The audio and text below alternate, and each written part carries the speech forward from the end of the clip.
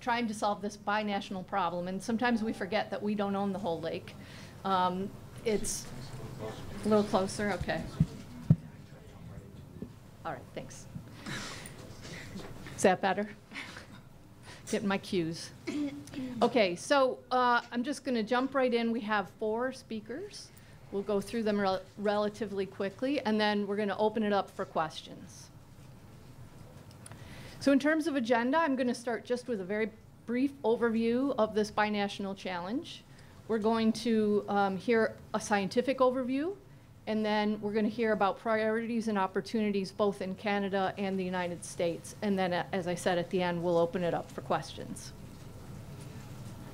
So just a little bit about myself. I'm Jill Ryan, Executive Director of Freshwater Future. We work on Great Lakes protection and restoration on both sides of the border. So we're binational, Canadian and US. And one of the things we're working on very strongly right now is Lake Erie algae and trying to bring people together around that problem. So obviously in terms of context, over 13 million of us live in the watershed of Lake Erie. A lot of people depend on it, and most of those get their drinking water from the lake. So it's a huge resource. It's also one of the largest commercial freshwater fisheries, and it's worth a lot in terms of economic engine to the region. Almost 13 billion from tourism and recreation in Ohio alone, so we're talking a big scope. And Ontario has actually done an analysis that shows they expect to lose, if we keep doing business as usual, keep having algae going the way it is, 5.3 billion just in Ontario over 20 years. So significant costs to continuing to do things the way we're doing them. So again, the binational perspective.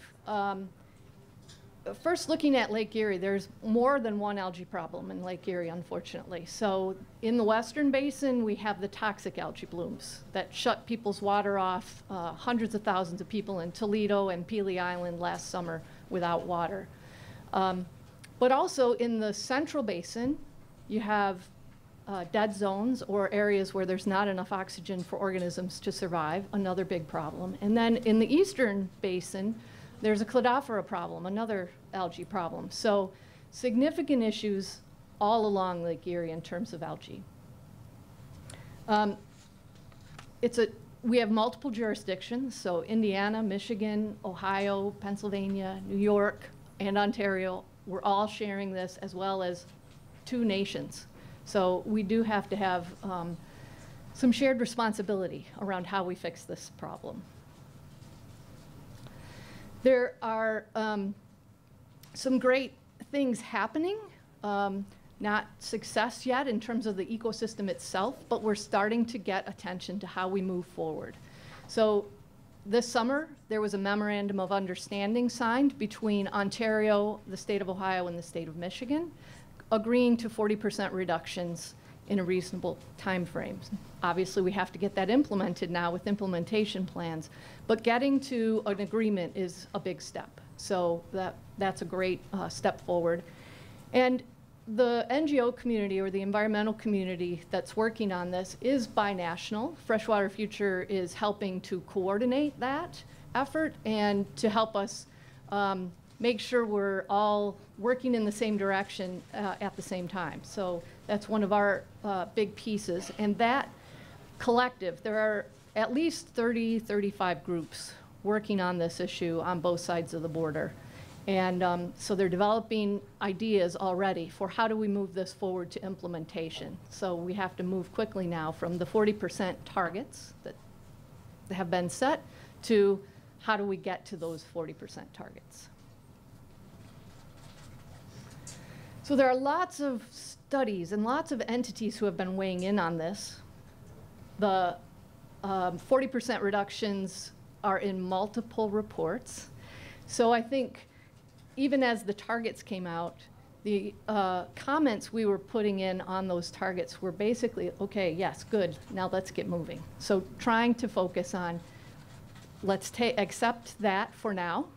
That may change over time because we don't know everything about this algae, but let's get started. So we've been pretty supportive of that.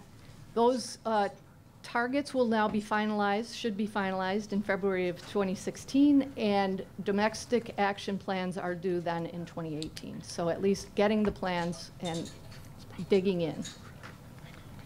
There are other things happening. The Great Lakes Commission has released a report, interim joint action plan for Lake Erie this year.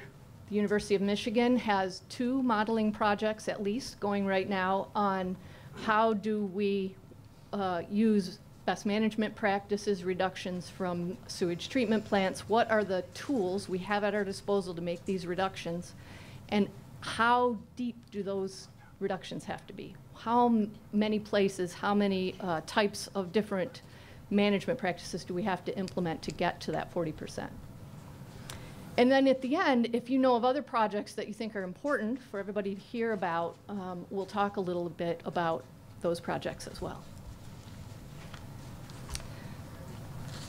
So I'm going to move directly to the next presentation. Mike Murray from the National Wildlife Federation is going to tell us about the science.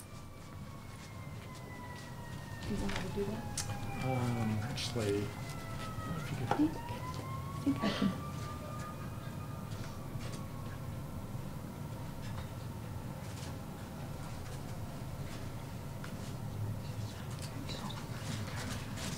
Mm-hmm.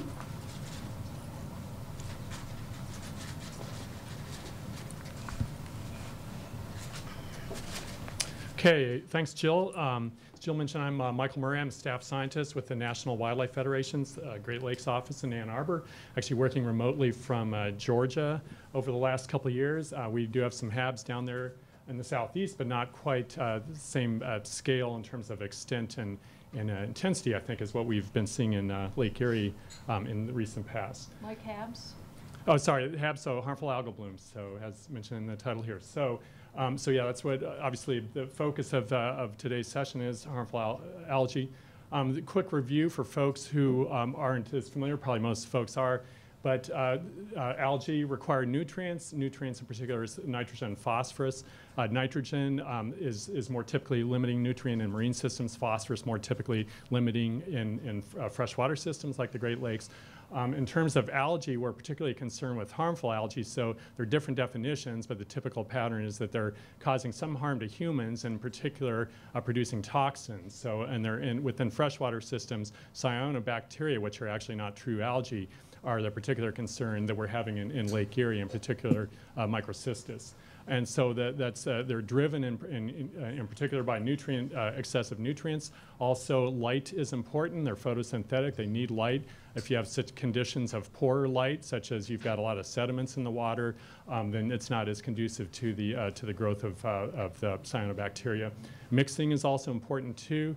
Mixing actually can decrease the potential for the blooms to form. If you've got actually calmer waters where the algae can stay at the surface, be there where the light is, where you've got nutrients available, they can proliferate more. If the winds pick up, it tends to mix them a little bit more into the water, disperse them. Maybe they have to compete then with other algae in the water column, so that's an important factor in terms of whether they're developing.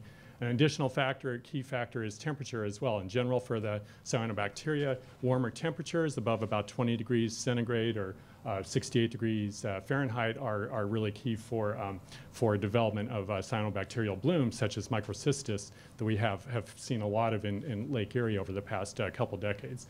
And all these conditions are really optimal in the western basin of the lake. Over in this area here, where, is there a pointer, Jill? Sorry. Well, that's fine. But over there, right below the nutrients, obviously Western Basin, with shallow, warm, plenty of nutrients coming in from the agricultural watershed of the Maumee, from the Detroit River, and so and temperatures are right. That's often pretty, especially later in the summer, pretty calm. All the conditions that are just right for harmful algal bloom development. There are a few other issues that Jill actually already touched on that are symptoms of eutrophication in Lake Erie, including Lingbia, a filamentous cyanobacterium that's just been found in the last 10 years or so in the Western Basin. Doesn't seem to produce the toxins like microcystis, but still a problem when it washes up on beaches. Also, the Central Basin hypoxia, as Jill mentioned, where you've got the bottom waters that become low in oxygen due to a decomposition of algae. In that case, it's more typically the green algae that have flourished there and then died, decomposed, then they consume oxygen in that process. The low oxygen then is obviously a problem for a lot of fish, other aquatic life in the basin. Then the Eastern Basin can again have the cladophora, a problem that Jill mentioned, more of a green algae, attached algae that can wash up on beaches and harbor other types of bacteria, including botulism. So an important factor in all of these is nutrient loads. And so that's one issue, is that if we're reducing a stress or reducing a forcing function that's leading to the harmful algae, then we are more likely also going to be reducing some of these other problems that are shown here. And so a key issue is nutrient loads, in particular from in the Western Basin, Maumee River, the major tributary, where the large fraction of the phosphorus loads are coming from, as shown here. And this is data from Heidelberg University. They have probably one of the best data sets of tributary loads really to any water body in the country. They've got about 4 decades worth of data showing loads from, or measuring loads from about a half dozen or so tributaries, including the Maumee River. On the top, you can see total phosphorus load and how that really hasn't changed a whole lot over the past few decades. But then to the right, we're looking at flow-weighted mean concentration. So in that case, we're weighting the concentration based on the amount of discharge, the amount of flow. So a high flow, if you've got several high flow events in a given year, the final value you get for the weighted average concentration is going to be heavily determined by those particular events. So several high events that were fairly low in concentration is going to tend to pull that average concentration down. And when doing this, you get a contribution that looks a little bit more like the loads themselves. And so you can see the curves on the right tend to look, in general, like the pattern that we see on the left for the total phosphorus load. But again, you can see for total phosphorus, doesn't seem to be any major change up or down for the past decade or more. Versus when you look at dissolved reactive phosphorus in the bottom plots there, you see starting in the mid-90s, really dramatic increase on the order of maybe 2- to 3-fold or more up into recent years. And that's also reflected in the flow-weighted mean concentration on the right. And dissolved reactive phosphorus is the form that's available to algae, contributes to the cyanobacterial growth, and so the more of that you have, the more potential for algae growth. This is, and then also, and then key finding in over the past decade or so has been the importance of spring loads of phosphorus in particular. And so some of the models that are predicting how intense a bloom is in a given year are the best predictors are the spring loads of phosphorus, in particular spring defined as March through June. And so you can see here in this plot that we see a lot of variation in year to year in those spring loads. Both in the total and in the dissolved loads in the bottom. But in particular in the dissolved loads, we're seeing increasing loads for the spring period over in recent years, over the past 10 to 15 years or so. So again, coinciding with what we're seeing in terms of intensity of harmful algae blooms over these recent years. Also, within a given year, you can see that there's a lot of variation as well. So for example, this year, they're collecting data continuously, already have data for this year through the end of July. You can see that as of May, so basically the top portion of that bar on the far right there on the bottom, that was data through May. It was relatively small. In fact, NOAA was predicting kind of an average to low to average bloom for this year at that point. They were doing weekly predictions. Then all of a sudden June hits and there were just record storm events or storm rainfall amounts in the watershed, and a lot of that continued in through July. So for both June and July, we had record loads of dissolved phosphorus coming in to the watershed, indicated by that large bar there. So hence the very large bloom that we've been seeing so far this year in the watershed. So again, these dissolved reactive phosphorus are important, in particular spring loads are important, and with that combination we can get high, very large blooms. So in terms, just to wrap up, in terms of contributing factors, why it is that we're seeing these increasing blooms, why it is that we're seeing the increasing dissolved reactive phosphorus in the recent past. A few thoughts here. One is changes in tillage practices. So there's been a lot of no-till agriculture that's been practiced for a number of decades, but still occurring. And in that, a lot of benefits of that, obviously, in terms of reducing sediment runoff. But one idea is that when you're applying fertilizer to it, a lot of the phosphorus is staying at the surface of the soil and then being more available to either run off directly or move through preferential flow paths down into drainage tiles and then out and then enter water bodies that way. So that's one phenomenon that's thought to be potentially responsible. Cropping patterns have changed. We've got a whole lot of corn and soybean, and it's increased in general since the 70s. The pattern has stayed, I think, fairly steady recently, but there are things like the ethanol mandate, federal ethanol mandate, that's producing, increasing incentive for corn production, that kind of thing. So that's another potential factor involved. Also, nutrient management is really a key factor. Things like if you're applying more, farmers are applying more fertilizer than really is needed. They're basically based on an assessment of crop needs, but not taking into account how much phosphorus is already in the soil. There aren't always either good soil data available, or even if they happen to be, then they, in some cases, might be ignored, and you just, you apply more just to be safe. Make sure you've got enough for the crops, but a little bit more can be a lot more in terms of what's running off, getting into the watershed. So that's still ongoing questions about that. Also, CAFO waste as well, manure that's applied to agricultural land can be contributing as well. There's also climate change. A lot of research recently indicating that spring storms have become more intense in the watershed. Bigger storms can lead to more sediment erosion, more phosphorus loading in particular in the springtime. Invasive mussels have been in the lake for over 2 decades now, and it's been known for a while that zebra mussels can, when they're filtering water, they pull in all the algae and particles, but they selectively expel microcystis. They know that that microcystis is not a good food source, which it's not. They expel it. A lot of those organisms live, and then the other algae are consumed. So microcystis then has a competitive advantage in that environment. And now you've actually got more quagga mussels and in the lake as well.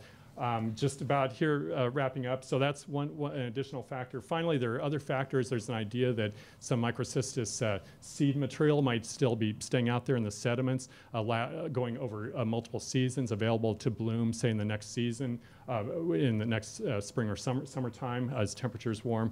A lot of other factors as well. There are a few papers that are cited on the bottom. The Smith et al. Paper goes through a whole lot of other changes in agricultural practices that have occurred in the past 1 to 2 decades that may be partly responsible. So I think we still have a lot of questions. It's likely that there are a whole lot of factors that are contributing to this, so we don't really know for sure what those are, but it's likely that some combination of all of these and others may be contributing to increasing HAPs. At the same time, I think we know enough to act that we need to reduce, take practices we can, reduce the nutrient loads, address climate change stresses, and where we can, these other stresses, try to reduce the problem.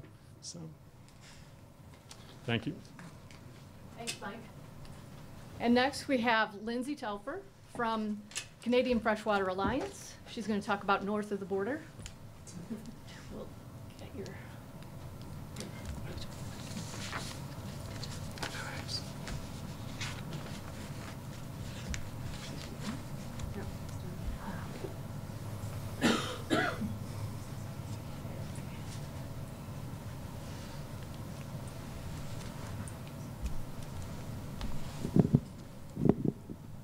Okay, thank you. Thanks, Jill. And thanks, Michael. It's not an easy task to be given to overview the science of Lake Erie algae blooms in 10 minutes or less. So good job, Michael, and thanks for prefacing that. I'm going to talk a little bit about what's going on the north shore of Lake Erie, and specifically the Canadian policy framework around Lake Erie and algae issues, as well as the NGO and engagement and public engagement efforts that have been happening north of the border. I'm, as Jill said, with the Canadian Freshwater Alliance. Just a little bit of a background, since we're a relatively new entity, both in Canada but also in the room here. We're a national freshwater alliance of NGO communities from across Canada.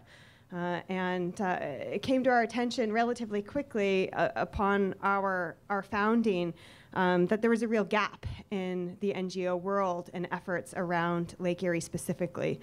And that actually brought us into the conversation around Lake Erie algae and exploring how we can broaden the effort, communication, and engagement efforts around Lake Erie in our Canadian communities, Ontario communities. As I often do when I'm doing presentations in the States, I always find that a little bit of governance landscape in Canada, it can be a helpful lesson. And it's actually been a helpful lesson for us as well, attempting to map out the policy framework that exists around Lake Erie. So let's run through this and see how we do. Obviously, we have the Canadian government at the top of our policy landscape here. There are two primary agencies in Canada that are involved in the Lake Erie nutrient discussions. Environment Canada, as well as Agriculture Canada. Predominantly, it's an Environment Canada that has been in the conversations, but as I think we've alluded to in the science, Agriculture Canada has been closely tracking and involved in a lot of the conversations. Specifically within Environment Canada, we have a non-regulatory initiative called the Great Lakes Nutrient Initiative, which is helping facilitate and coordinate conversations around Canadian government agencies. We then have the Canada-Ontario Agreement, again, non-regulatory, which is really supporting the Great Lakes Water Quality Agreement commitment on nutrients and coordinating and detailing the involvement of the different Canadian entities in those conversations. We then have the 3 Ontario ministries, which are largely involved in the conversations. The Ontario Ministry of Environment and Climate Change, Ontario Ministry of Agriculture and Rural Affairs, as well as the Ontario Ministry of Natural Resources and Forestry. And those are the 3 entities that are really leading the conversations and policy landscape creation within the Canadian context. And I should probably note at this point that in the Canadian regulatory framework, water jurisdiction is largely perceived to be provincial. The federal government is involved heavily in these conversations because it's an international border. And so, although they are involved actively in the conversations, I would probably say that they are more of a facilitator role. Most of the regulatory commitments and directions that come around the Great Lakes and Lake Erie specifically will come at the Ontario provincial level. And that's where you'll see some of the policy opportunities that we're looking at and exploring in Ontario. So we have the Great Lakes Protection Act, which may be passed in the next week or so. It got interrupted. It was almost passed, and then we had an election, and now it's working its way through the legislature again, and we hope will be passed within the next week. There's some opportunities, which I'll hopefully talk to on the next slide, that the Great Lakes Protection Act enables. We do have the Clean Water Act in Ontario, which is a regulatory policy around watershed-wide protection, source protection plans. Then we do have the Ontario Environmental Farm Plan stemming from the Ministry of Agriculture and Rural Affairs, which offers a lot of incentive voluntary opportunities for nutrient management at the farm level. We then, a couple of years ago, passed a Nutrient Management Act, which actually does provide regulatory guidelines around application of manure and nutrients at the farm level. Then we have the Ministry of Natural Resources and Forestry, which is an interesting third entity involved in the conversation. And their primary reason why they're included here are they're the ministry that mandates our conservation authorities. And if you know anything about the Canadian or Ontario regulatory framework, we have essentially arm's length agencies which are regulatory in Canada called the conservation authorities. And really, they've actually been the ones who have been mandated to do the source protection plans, which I referred to in the Clean Water Act. They are also very involved in best management practices on the ground in Ontario, working actively with the farm community around best management practice and what's involved there. Obviously, municipalities are a key regulator as well, particularly when it comes to our stormwater, sewage treatment, and drainage. And then we have the farmer, who is very connected in many respects to a lot of these regulations and implementation of those regulations. So there you have a little map of the complex regulatory landscape that we're working in Ontario, specifically around nutrient management. This is obviously a snapshot. There are many other acts and policy statements that are at play here, but gives you a bit of an overview of where and how they feed into both the Great Lakes Water Quality Agreement as well as the IJC conversations. So embedded therein, there are some opportunities. And I mentioned that the Great Lakes Protection Act is on the brink of adoption, and there are some great opportunities that we can catalyze in Ontario, particularly providing a regulatory framework, an existing regulatory framework for some of the targets that we've been talking about. Nutrient targets are a part of the Great Lakes Protection Act, and so we have a ready-made act that can actually help us move those targets into a regulatory position, legislated position. We're also undergoing a Great Lakes strategy review. There's obviously the targets and domestic action plans within the Great Lakes Water Quality Agreement, which are obviously being discussed and planned on the Ontario side as well. I think Jill mentioned the MOU already and the implementation plans that are therein. And I think one of the opportunities here is drawing some of the synergies and connections between all of these parallel conversations that have been taking place. And so there's a great opportunity for us in a coordinated fashion to be helping to draw the linkages, make the connections, and make sure that there's some consistency throughout all of these conversations. And then there's some public consultation opportunities of parallel policy conversations that are happening in Ontario. We're currently reviewing our wetlands policy in the province, and there is opportunity to feed into a future conversation around wetlands policy development in Ontario. So within that whole complex policy arena, there has been an increased conversation around building public engagement around Lake Erie. There's a strong perception, whether true or perceived, that the Canadian Ontario public and Lake Erie public is not widely aware, knowledgeable, or active on the issues of algae. And so we have launched an initiative called Lake Erie Alive. And one of the core opportunities with Lake Erie Alive is to actually catalyze the population along the Lake Erie watershed in Ontario and build that engaged constituency who can participate in some of those public engagement consultation initiatives, policy initiatives that I talked about on the last slide. And so we've just launched that. It's the base of that is a Lake Erie Alive declaration and building engagement around that declaration. We've already started to see community leaders pop up who are ready to host events and start to build awareness and create a conversation, a dialogue of opportunities within their communities. We're doing some public opinion polling, and then we're also building buy-in for a collective impact approach. And that's where I wanted to end a little bit on that conversation. I think that we all realize that the Lake Erie algae problems are not going to be solved by one sector or one entity alone. And so we're working on building a collective impact strategy within the Lake Erie watershed in Ontario that includes voices from the Ango conservation community, the agriculture and food community, the fisheries, both commercial and rec communities, tourism agencies, our conservation authorities and municipalities, as well as labor and local businesses.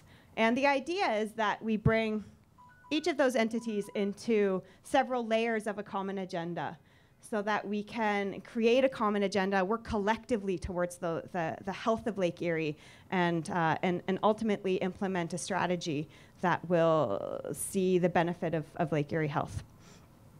So very quickly, that's what we're, a quick overview of the Canadian policy landscape and some of the work that's happening on the ground in Ontario to address the Lake Erie issues.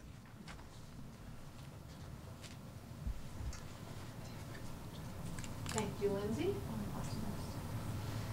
So next, Our final speaker will be Kristy Meyer from the Ohio Environmental Council to wrap us up, and then we'll go into discussion.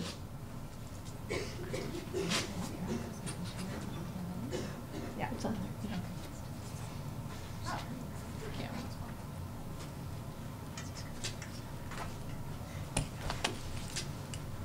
Okay. Good afternoon. My name is Kristy Meyer. I'm the Managing Director of Agricultural Health and Clean Water Programs at the Ohio Environmental Council. And for those of you that aren't familiar with Ohio Environmental Council, we're a statewide nonprofit whose mission is to secure healthy air, land, and water for all who call Ohio home. We do this using scientific research, legislative initiatives, legal action, and partnerships at the local, state, regional, national, and international level. So I was asked to talk about what has been going on in the U.S. side. So what has our government been doing to keep our farm fields green and our lake blue?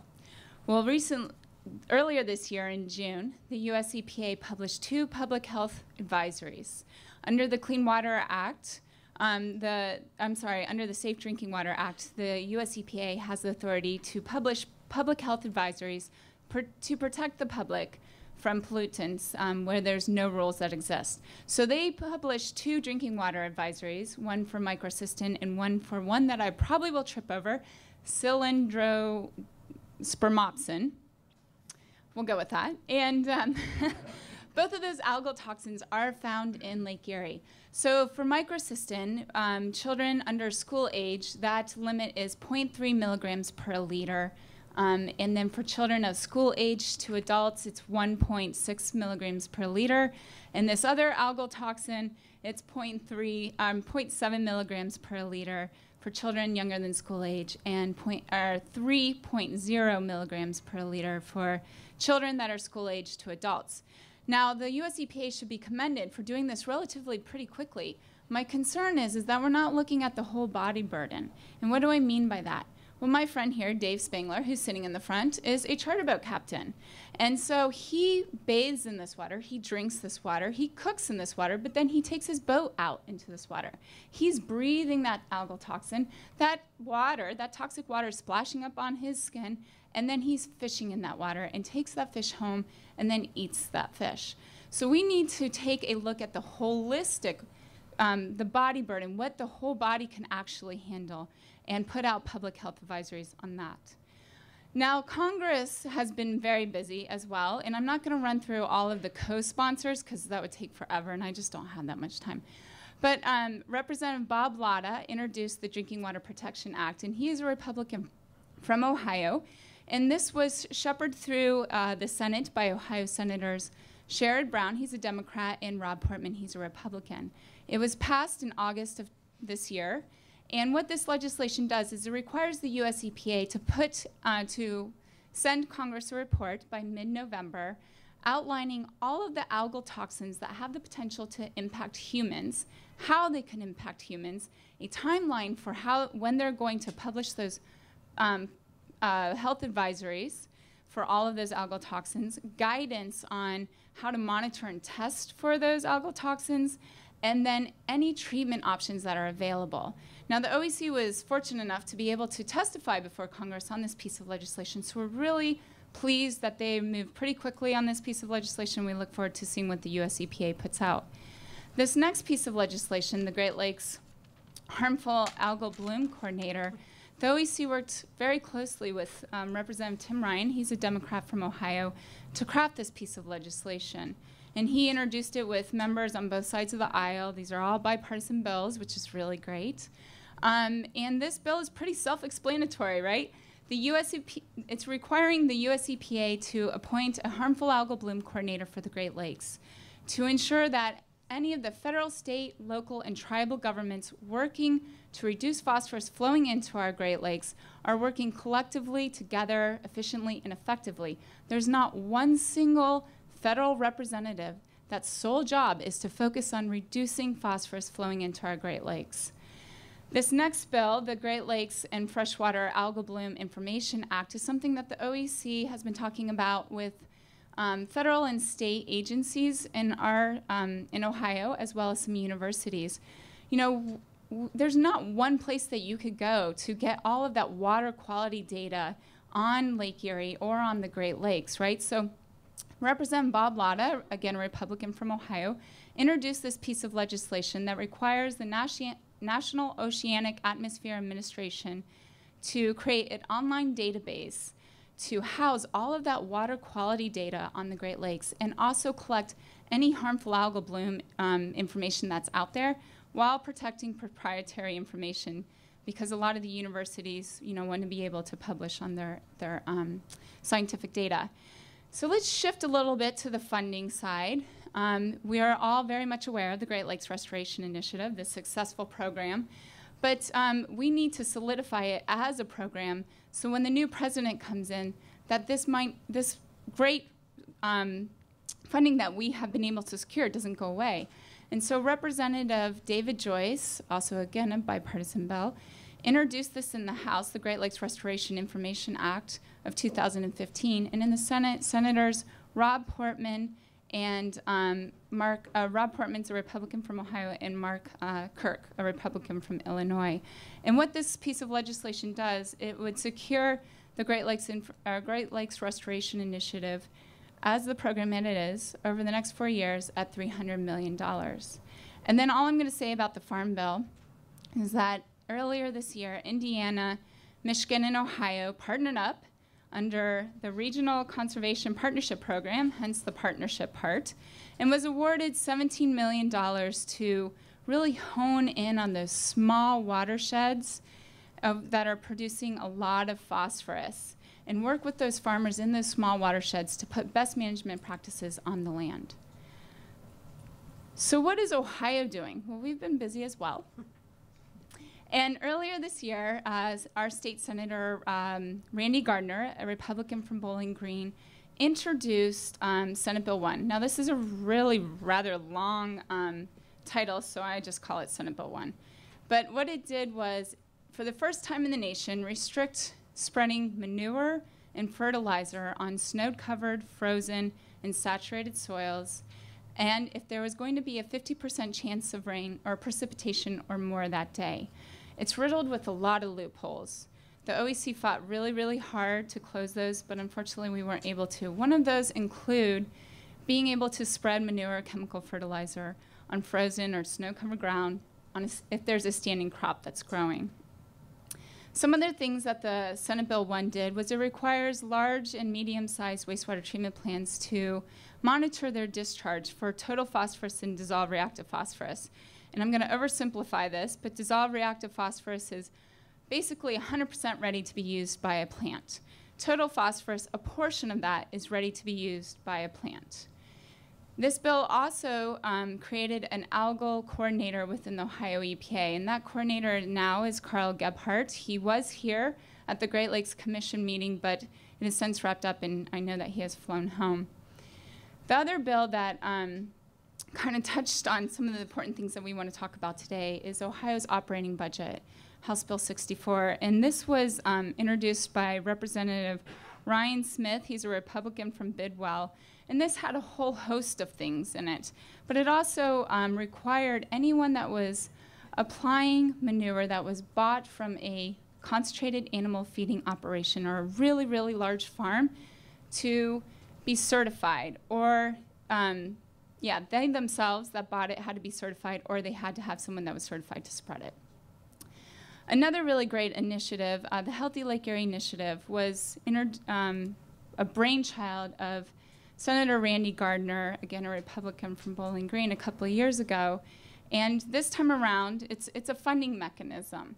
And it was to fund putting best management practices on the ground. But this time around, the administration asked for $500,000 for fiscal year 16 and 17.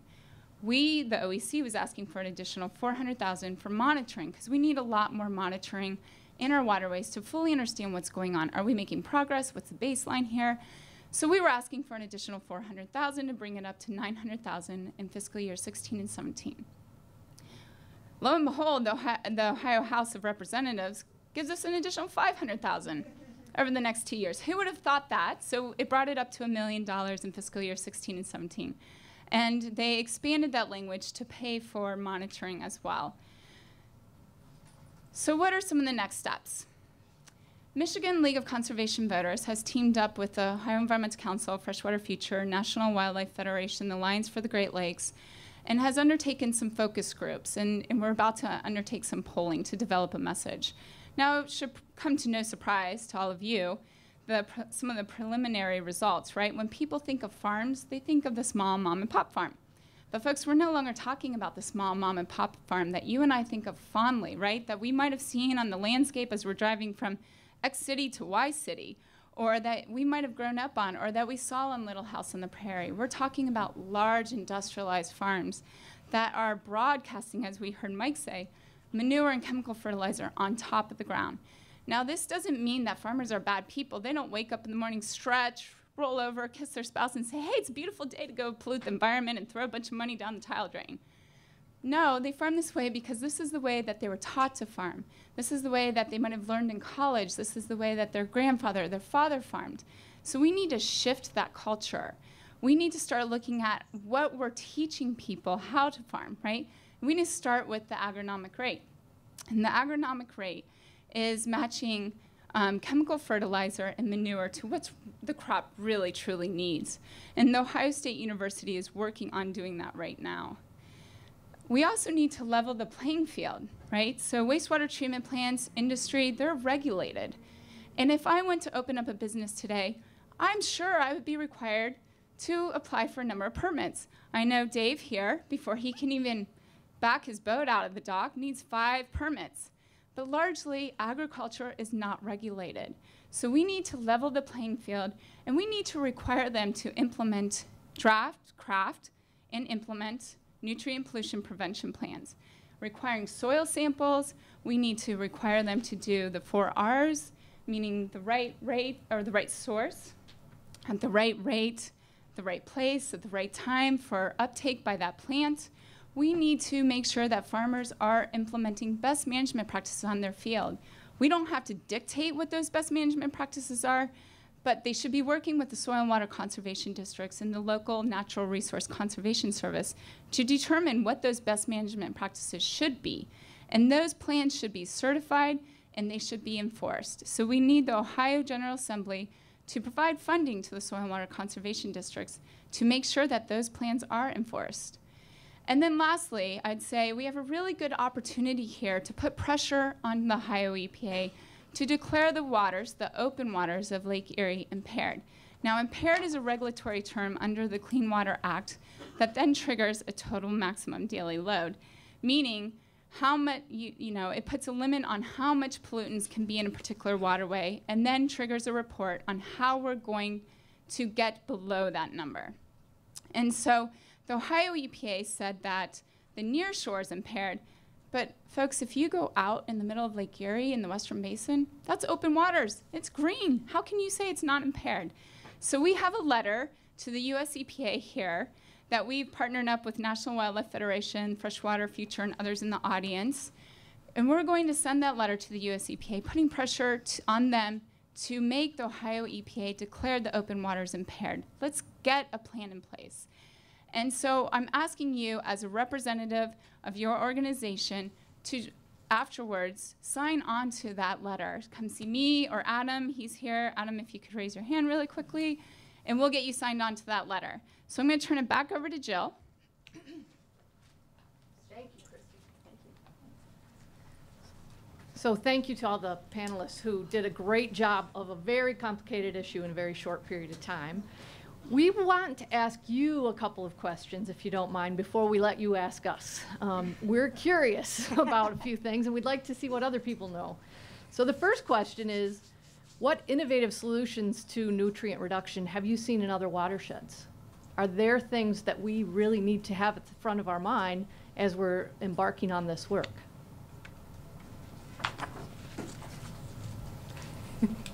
Uh-oh. All right, what are your solutions?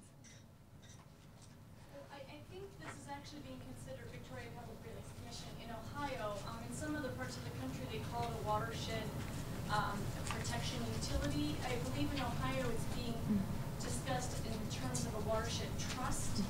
And this is a utility type institution that would have responsibility, but would also have the ability to generate revenue. So that it's not, they have a revenue source for maintaining the ecosystem services. So I've heard about it, but maybe you guys can comment on what's going on in Ohio. You want to comment on that? Sure. So, wow, sorry. It's very preliminary. We were actually just having, Adam and I, we were just having a conversation with Senator Gardner about this. He's the one that's proposed this. And he's just talking about it as a funding mechanism right now. His idea, though, is that he really wants to see some of these funds to go towards wastewater treatment plants and septic tanks. Is that what you're looking at me like, this doesn't sound... Well, this is the water trust that we've been hearing about. I don't know, Adam, if you've heard any other plans? Well, it's a bond issue that could fund or partially fund the water trust. But as far as developing that trust, that hasn't been fully developed. It was recommended in a Healthy Waters Ohio report that was produced by many partners that we were actually involved with, but that trust is just an idea that needs further development. Mm-hmm. Maybe, well, Victoria, maybe we should be asking you. You look like you have more information than we do. I just became aware that I heard it's being called a watershed protection utility. It sounds very different from what Adam just described. And I'm not the thought leader. There's folks like Dave St. Pierre in Chicago. This came out of the Mississippi River Nutrient Dialogues, if you look at their documents. So it seems interesting. I think it's a nascent concept, but it seems innovative. Yeah, we certainly haven't heard anything about that. We've certainly heard about the water trust that's being proposed. Well, that's great for us to hear. Thank you, Victoria. It's good. That's exactly what we're hoping for. Any other of those innovative ideas? Yes. This may not be an innovative idea, but in order to come up with innovative ideas, I have to understand how far you think you will get on the phosphorus issues if you do the list of things that you talked about, so the manure management, the nutrient prevention plans, and agronomic rates. What's the goal, and how far do you think that'll get us there? Maybe you're already there.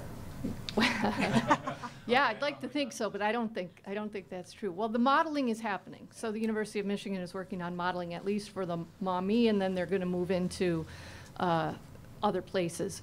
But I don't think we have those answers yet.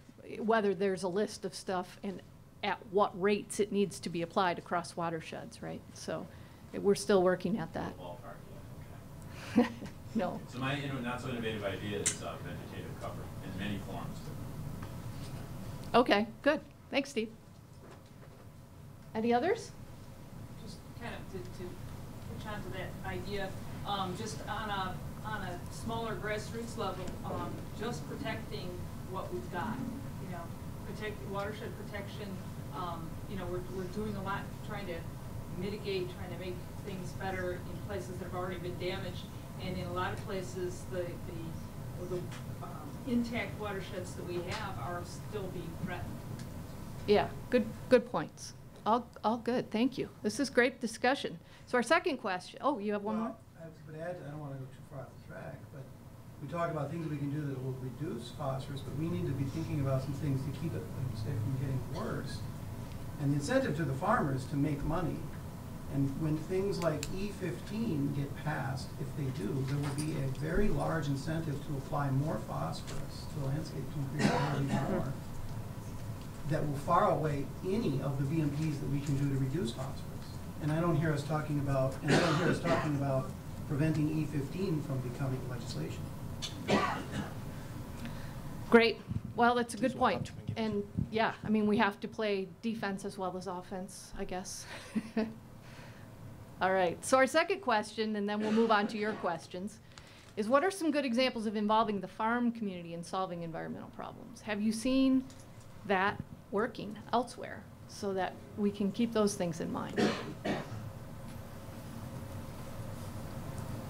Okay. I'm going to make folks use the mic. Sorry. Yep. And I don't want to speak too far out of my expertise. I've been following this somewhat from afar on the Lake Erie issue, but my understanding, the research coming out of Heidelberg College, Peter Richards, Dave Baker's work on the Maumee River, has actually shown that as we've encouraged farmers to do conservation tillage, the lack of tillage has concentrated phosphorus at the surface and increased the amount of soluble reactive phosphorus that's going into the Maumee River. And so the conservation practice is, in fact, part of the problem for the phosphorus. So when the farmer wakes up in the morning and rolls over and says, I don't want to pollute the land, he's doing what we asked him to. And that's part of what we need to focus on with those BMPs. So things like the models will hopefully show us some of the better ways forward. But I think it also, with the current farm bill and trying to get partnerships to figure out what needs to be implemented on each farm is an important piece as well. So point well taken. And Jill, if I may, so you're right that that research has been, I know that Heidelberg's been doing a lot of research on that. I'm actually a Heidelberg alum. So one of the things that we've been talking about in this state, though, is injecting, not incorporating, because that would mean tilling, right? But injecting that phosphorus when the plant needs it, at the right rate and at the right place, at the right time, all of that stuff, because of that research that has come out from Heidelberg. Yeah, and just to add too, I touched on that in my presentation, but we want to be thinking about all the possible impacts of our agricultural practices. So there was good reason to do the conservation tillage types of practices to reduce sediment runoff, because sediment itself causes problems to fish habitat and all that. So we don't want to kind of try to correct the phosphorus problem by creating or recreating a problem that we were dealing with historically. So we need to be it may just be more challenging, but we need to be trying to address all these problems at one time. And it's likely that there are solutions out there. We just need to keep working on them. Yeah, good. Yes? I have a question. I'm Debbie Erb with the Erb Family Foundation. This hasn't been brought up, but 100 years ago, they didn't have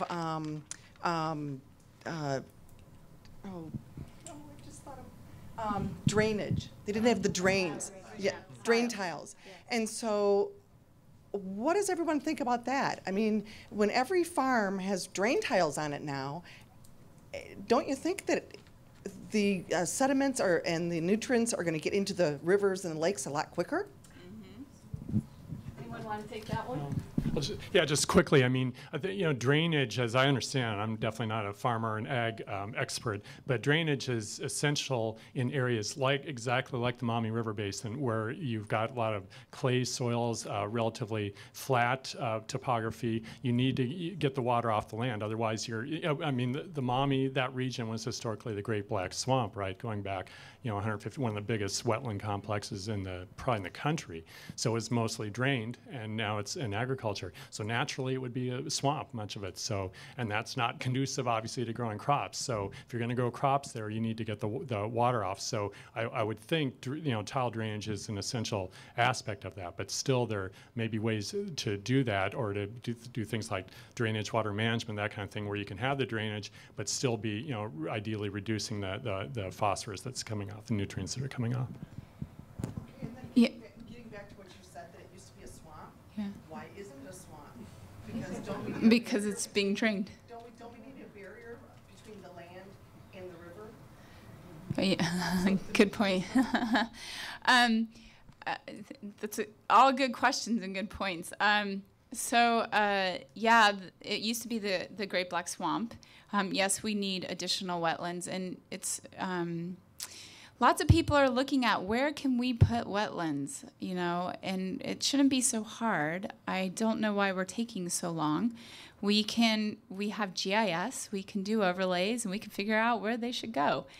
It's something that we have talked about over 10 years ago in the Western Lake Erie Basin Partnership as a priority, but we have yet to see any real progress on it.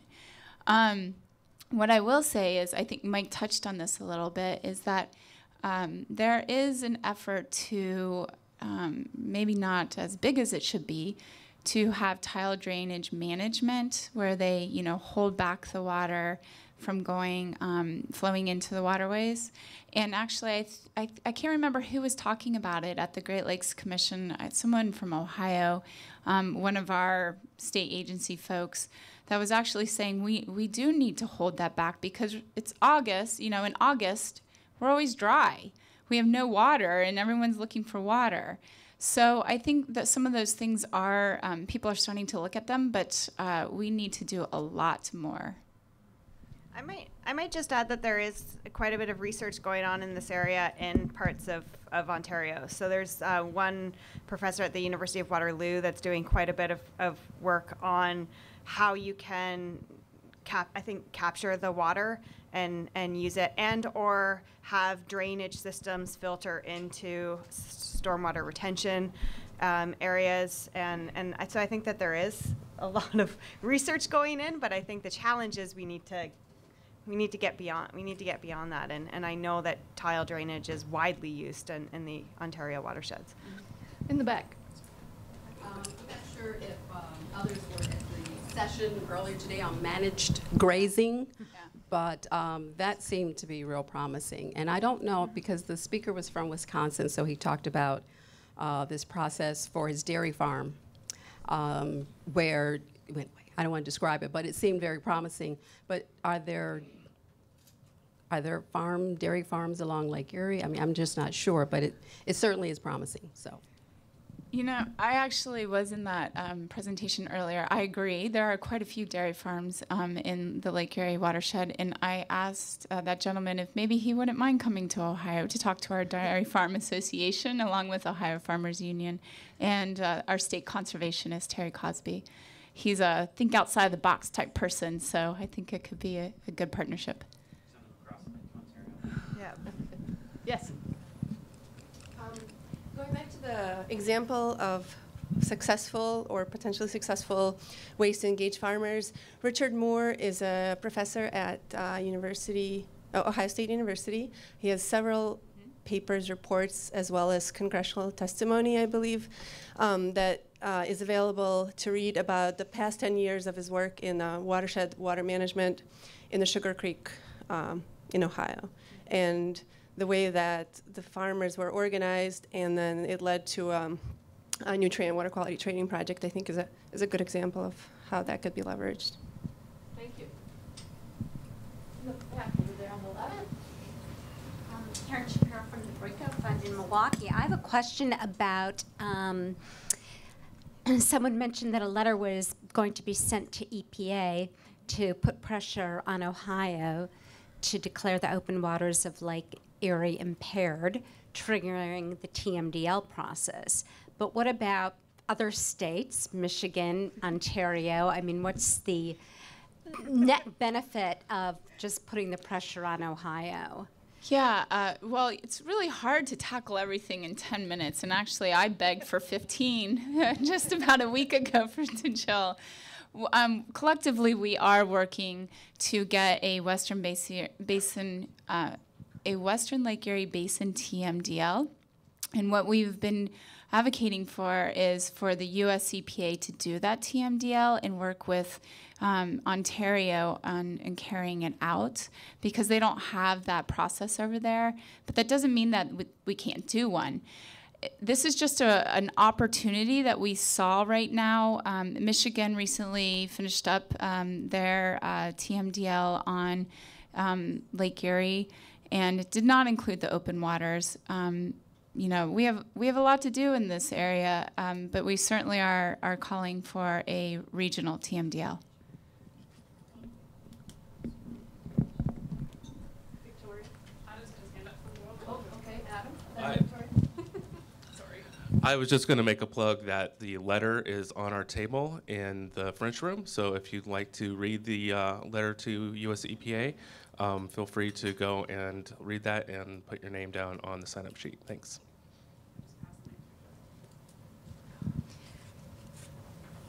At least one of the panelists mentioned the Great Lakes Water Quality Agreement and the domestic action plans that are being developed underneath that agreement.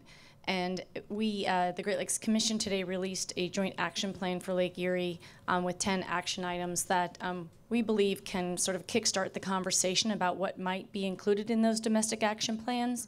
That being said, the domestic action plan process does offer an opportunity to serve, depending on how they unfold, it could serve many of the similar functions as a TMDL. The parties to that agreement are obligated under the Water Quality Agreement to apportion load by country. But how that plays out, I think, is yet to be determined. Thanks, Victoria. Who are you picking? A new one? Yep, in the back. Just to your last question, Jill, I would say that one thing we found in our work is to work with some of the agreed upon ag advisors. So thinking about, I said in my last presentation, but at least in the work in Lower Fox River, you think about four wheels of the car, and you have the county conservationists and NRCS agents, which are obvious. They're out there putting BMPs on the land, but you also have other farmers and crop consultants. And so if you think about those four, they're the people that are actually out there engaging the farmers and working with them. So their certification processes, the curriculum that is used in their professional development, and then just them engaged in the process and being a stakeholder that's valued in terms of the capacity that they hold to help change the landscape. I think that's a pretty key process. Great, thank you. I saw one up here. In Minnesota, we've thought about this a lot, particularly from the nitrogen and sediment standpoint. We have TMDLs for the Minnesota River. And tomorrow in the session, #AgSolutions, did I get that right? David Mull is going to do a presentation where he combines all of the best management practices necessary, including controlled drainage, cover crops, et cetera, to get a 30% reduction in nitrate in the Minnesota River. And then he'll conclude by showing, and I don't want to steal his punchline, but the cost is $1 billion per year. We need to be thinking about how we're going to get to the $1 billion per year. That's part of the strategy also. But I encourage you to come to that session if you're interested in those. Great, thank you. I'm cognizant that we're at time, so we're happy to continue to take questions and have a discussion, but I just want to, if people need to go, feel free to do that. Patty, here in the front. I'm Patty Burkholz from Michigan. I work for the League of Conservation Voters, but I want to make it clear what I'm going to say is not necessarily their viewpoint. So, because I'm going to say something I maybe shouldn't say. I also served in the Michigan legislature as a state representative and as a state senator. So I've represented the southwest area of Michigan, you know, the Mitten, for a long time. We have a small town called Holland, some of you may have heard it, Dutch territory, where we have an annual tulip festival. There is a small inland lake called Lake Macatawa between Allegan and Ottawa County there that comes from Allegan and Ottawa counties. I have to get my mitten out to show you, but two counties, the drains from two counties, streams and wetlands enter into Lake Macatawa. Upstream in the Allegan and Ottawa County areas are several CAFOs, mainly hog farms.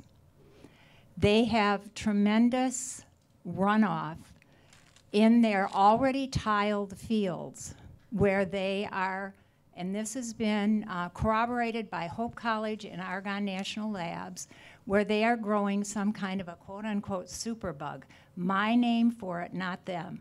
So far, they haven't been able to identify it. Some of the biggest financial or philanthropic organizations in the Grand Rapids, Holland area have funded this study because Hope College couldn't figure it out after 2 to 3 years of study. They sent the samples to Argonne.